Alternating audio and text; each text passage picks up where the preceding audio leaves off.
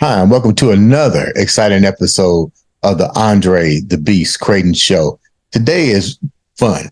I mean, absolutely fun, because we're going to talk to a young lady who, and when I say young, she's young, and it's her journey on what she just did is literally blowing up the social media platforms.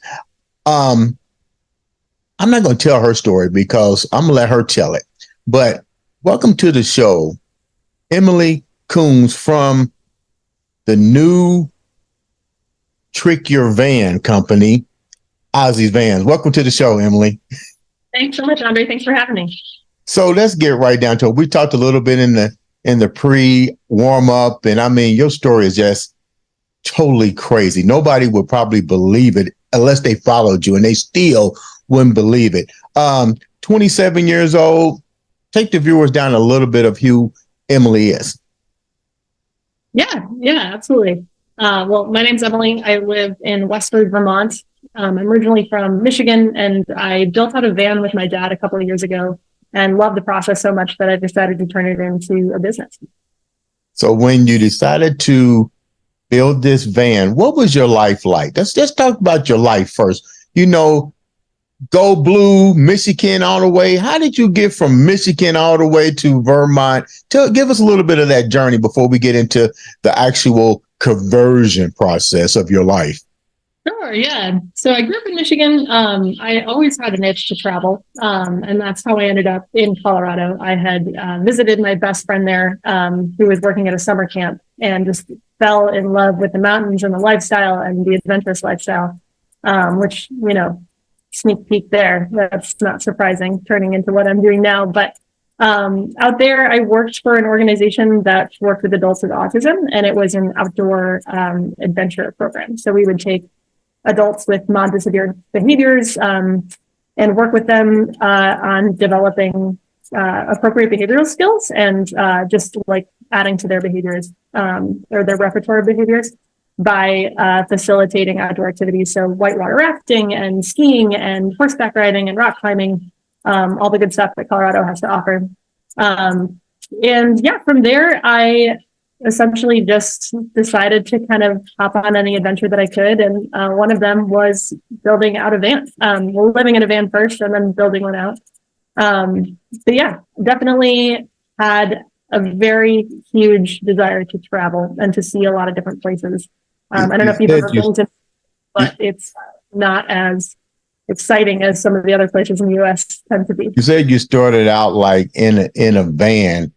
Was it uncomfortable for you in the van? And what was uncomfortable? If you're on a road trip, you got to be like almost in an Escalade type living condition. So, you know, what was uncomfortable about that van? Because for you to go this way, you had to been driving down the road, numerous road trips, and you was probably like, okay, enough of this shit. What was that like? Yeah, I think the first van that I lived in, it just had a certain charm that was not my own, that I didn't love. It had similar plywood to what you see behind me here. It was like rough sheathing. It had lime green LED lights, and it felt like I was walking into like a 17-year-old boy's like smelly dorm room. But I loved the experience of like what it brought me. And I thought, like, you know, what if I could just turn the inside of this space into something that feels more like a really cozy home? And I did. I think that van that I lived in really fueled my desire to make something a little bit more beautiful and more curated toward like an experience for people who feel like they need to be in like a cozy cabin feel. Yeah. So what age were you and when did this actually transfer into you developing your van into becoming a mobile housing unit. You're only 20. This just happened within the last 2 years. And people need to understand that. You're 27 years old. How do you even have the mind concept to all of a sudden just say, you know what, I'm going to do this? And who was inspirational to help you do this? My dad, definitely. My dad was definitely inspirational in this process. He has been a self-taught craftsman for most of his adult life. When I was 10, he built me a tugboat that was like electric and could go 3 miles per hour, and I would like ride around in it. And so lots of like boats from scratch and restored classic wooden boats. And we had a boat actually that you could like, there was like a bed on it, so you could stay on it. And so we would like pack up on the weekends and go to this boat and stay there in Grand Haven, Michigan. And I think that probably started my like attraction to minimalistic living, because you really, it's not like going to say in an Airbnb or, you know, in like a hotel. There's Right. so many, they're different. You have to pack all your food. You have to make sure you have enough water. You have to make sure you have enough gas. There's only a few things, so if you don't want to bring too much weight on board, all the stuff. And it made the experiences that you have so much better, because you're not worried about like the amenities or the things Right. that you're dealing with. You're just excited about the experiences that you're going to have. Mhm. Yeah, I think that my dad was pretty inspirational. The first time I was exposed to van life was actually on the main street in Grand Haven, Michigan. I saw a schoolie drive down the street, and somebody had painted it like sea blue. And inside you could see they had this like white cabinetry, and it was outfitted to be a house. And I remember sitting there on the side of this road, like jaw dropped, and just being like, I want to do that, whatever that is. I have no Right. idea what. It's so cool. And they had an Instagram handle like on the back of the bus, and I like looked it up, and it was actually Fern the Bus, if anybody follows them. They are so cool. It's like a couple from Michigan who like takes the summers off and travels because they're teachers and they travel in their bus. But that's how I got introduced to it. And I think that the combination of having my dad, who was able to teach himself a lot of his own skills, and then this idea of minimalistic living and knowing that these things existed, I think the combination of all. When did you share it with your dad, and what was his reaction? He actually advised me to go to a professional. He said, you know, I just do boats. Maybe you should hire somebody who knows how to do this for real. And I said, well, like part of the reason I want to do this is to do it with you and not just like hire somebody random to do it. Like I want the experience of like learning how to build and having the experience of doing it with you. And from that point on, he was just like stoked. It was, my mom said it was all he could talk about for months. So that was a really fun process. So when he gave you the tools and the equipment to do this project, and you now seeing it actually starting to getting ready to happen, did you have second thoughts? Did you dive right into it? Were there moments that you were thinking about this may be a little bit too hard? Yeah, I think there was a lot of those moments. I think that with anything new, when you're trying like a new project, there's always going to be something that comes up that maybe you're not sure if you're equipped to handle, especially if you don't have a background in that area. The first of which actually, which is a funny story because it's actually how I fueled my desire to learn about like how to wire electrical systems and how to do plumbing. But essentially when I built the first van with my dad, he did all of the electrical and all of the plumbing, and he handed me the tools to do a lot of the like carpentry work. So when I lived in the van, I had no idea about anything that happened with my electrical system and my plumbing system at all. I was like clueless in this thing.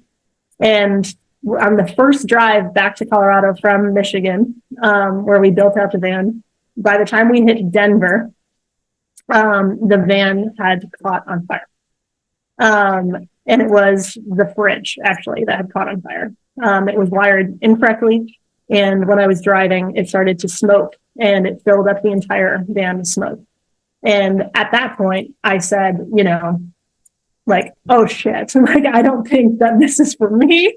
I am in way over my head. This is something that's like way over me. I don't know what's going on. I don't understand it? How do I fix it? Like, how do I sleep at night knowing that this is even a possibility, that something like this can happen? The fire department had to come and everything. And so I, took the van back to my dad and I said, this didn't work. Can you fix it? Like, do something. And he said, yep, I'll fix it. And he put a fuse in one of the lines, and lo and behold, a few days later, the same thing happened again.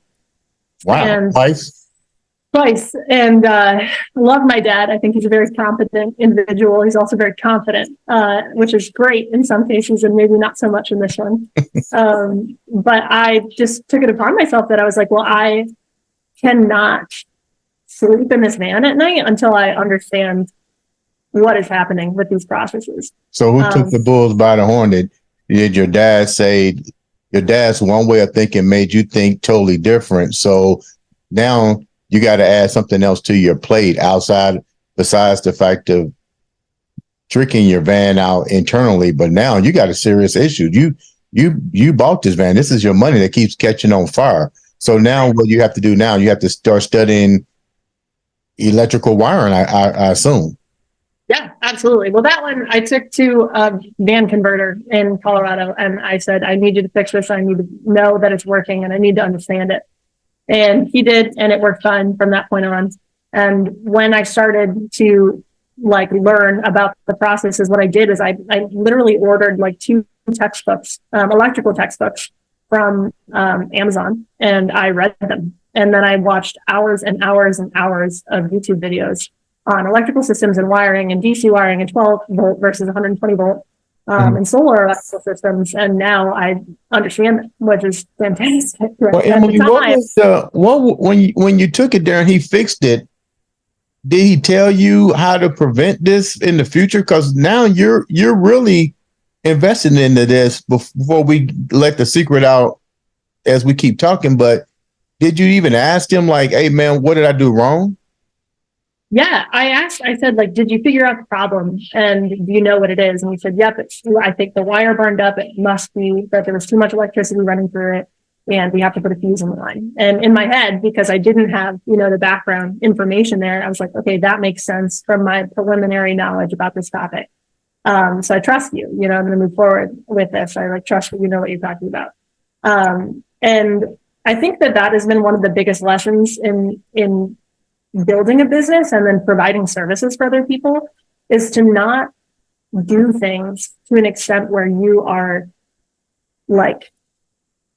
pretty sure you can't get it wrong, right? But you're confident you're only getting it right.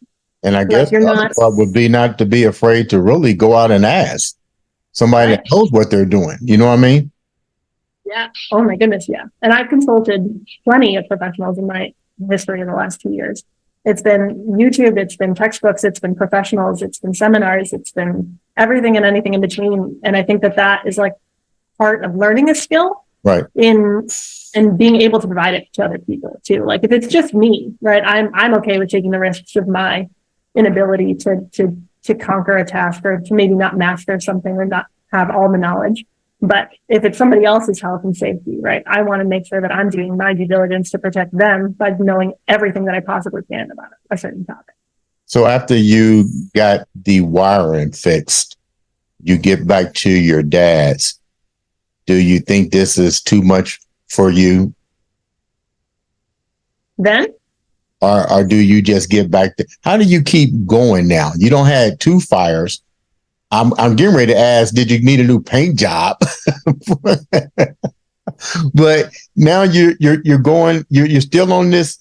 I'm gonna call it what it is, the Green Acre tour. You're leaving Michigan and you're going there, and you're still, you probably wasn't even 27 like you are now. So you're still rolling, but you're on a mission. But now you got a setback with the fire. You got more stuff to learn. How do you keep that beast mindset going? Yeah, I think it's really easy to get caught up in those moments and be like, this is too much, it's too far, it's too much for me. And then I think about all of the other examples I've had of people finding success in things. Mm-hmm. And I think about, well, what separates that person from me other than this set of knowledge or this set of skills, which can be acquired by anyone, right? I truly believe that I'm capable of acquiring skills and knowledge if I can put in the time and dedication to doing that.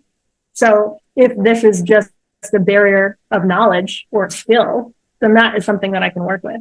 If it's a barrier of something greater, like, if I can't just come up with the money to fix something or come up with the physical strength to do something, right? That's a difference. But to me, this was like, well, if other people are doing it, then why can't I?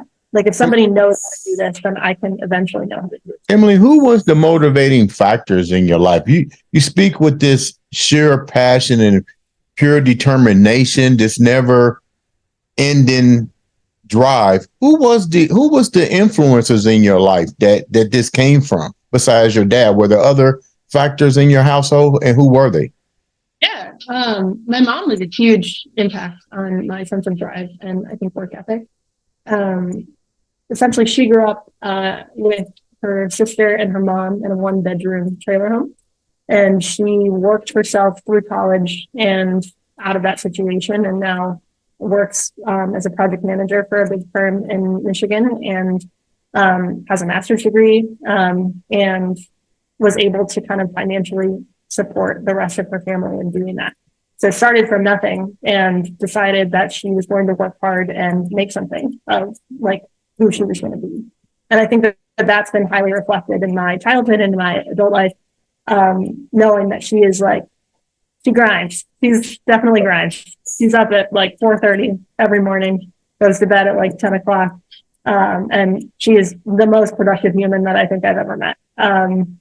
But yeah, I think that knowing that she could start from like where she did and get to where she ended up just by putting in the hard work has really influenced me, because she was able to provide me a better childhood than I think that she was given. Mm-hmm. And know that I'd even started there, that I had, I could go miles from there because I'd started where I did. Okay, let's finish up the journey to the road to conversion vans.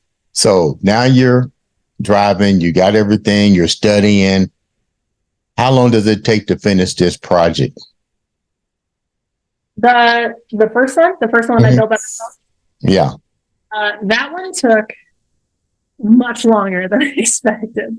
And I think that it took in total about 10 months. And to give you some context, realistically, a van conversion, if you're working on it without any interruption, if you have all the finances, if you're able to get all the materials, work on it full time, you should be able to get it done in like 3 months. And I was trying to take other projects. I was trying to get clients. I was doing all the things small business owners do, and you are wearing a million different hats at one time. I couldn't finance the whole thing on my own, so I was doing a little bit by bit. And yeah, it took me about 10 months to do the first one. How much did it wind up costing you for that first project? That's a good question. My accounting, was not as intact as it is now. So I don't know if I could give you an exact number, especially because it was the first go around. But I would say the total materials in that one cost probably around 22 to 25,000. But some people would look at this show and be like, why didn't you just get an apartment or live with your parents? I mean, help the viewers understand what was the end game with doing this? What was the end game for you building this home to travel, to live in, to be your spot? Give the viewers a little bit of why you did this. Yeah, I feel like it was the experience. Like I said, I feel like I have always been really attracted to adventure and new experiences and trying new things. And this was kind of a realm that I knew would challenge me, but also provide me with new experiences. I hadn't ever lived on my own without roommates before, and that was an affordable way to do that, because I was really just paying off a car payment, and then at the end of the time I was going to live in it, I was going to sell the whole thing anyways. So I put most of the expenses on a 0% credit card, and then was able to pay off the credit card when I sold the van at the end of it. So I didn't really take on any additional expenditures at the time. I just basically put it all out there and then lived in it and then sold it before I needed to pay anything back. What did your friends think of what you were doing? Did they look at you and be like, okay, you spending all this money, putting stuff on credit cards? Hey, they got a nice penthouse right there. Why don't you just go stay there? I mean, how was the public viewing you and social media and social media? I mean, how was they looking at this whole venture that you was doing? Yeah, I actually didn't post a ton about my first conversion. I wasn't actually all that active on social media. I'm definitely way more active now as a business owner than I ever was. But my immediate circle was all very excited for me. I was really lucky to have a good group. I think some people thought I was a little out there for wanting something like this. But for the most part, people were just really excited about it. I think it's kind of absurd, it's like an absurd concept that you put a house in a car and it has it's solar powered, it has plumbing, it has hot water, it can have a shower, it can have a bed, it can have more than that. And people love absurdity, I guess. It's like a lot of people don't want it, but a lot of people love to see it. And I think that I really experienced a lot of people coming together to support that just because it was such a cool, novel thing. What did you learn from this? Now you're 27 years old. You completed not one, the viewers need to understand this. You completed several other projects of the same magnitude after that. You started the business from this, from this journey. What did you learn from that, from this? A lot. Let me rephrase it, Emily. Let me rephrase it. What are 3 things that you learned from this that you will always carry on to your family? I think first and foremost that through this process, I learned how to develop a positive relationship with failure. I think that you can encounter so many obstacles in life, whether you start a business or not, right? Like whether or not you're trying new things, you're being stretched in a stretch zone. Growth happens when you are doing things you are not qualified to do. And I think that I learned how to see my mistakes or things that I could improve on, not as a fault, but as an area for improvement.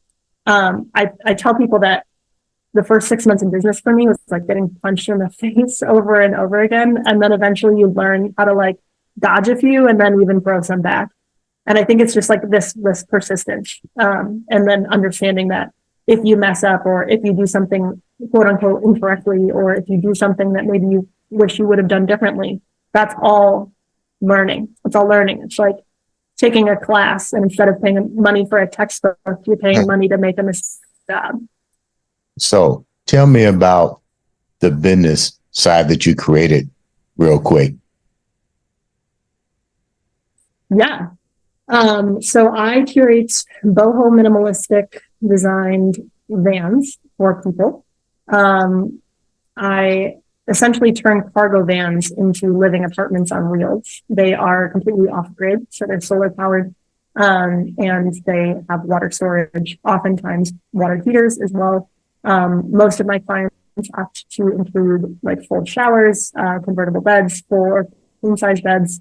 And really what I'm doing is putting a bunch of things into a van to make it look more like an apartment than a van. Is there have you noticed a major demand for your product based on the world trying to switch over to totally electric? What are some of the things that you are encountering with this business and with building vans that you are now looking at going, wow, this has really changed the world? Yeah, I think that housing is a problem for a lot of people, and a lot of people are trying to find more affordable ways to live in housing, or to have affordable housing. So I think that as much as that problem cannot be fixed by putting people in vans, a lot of people opt to purchase a van instead of a home in a lot of cases, and save up to buy a home in the long run.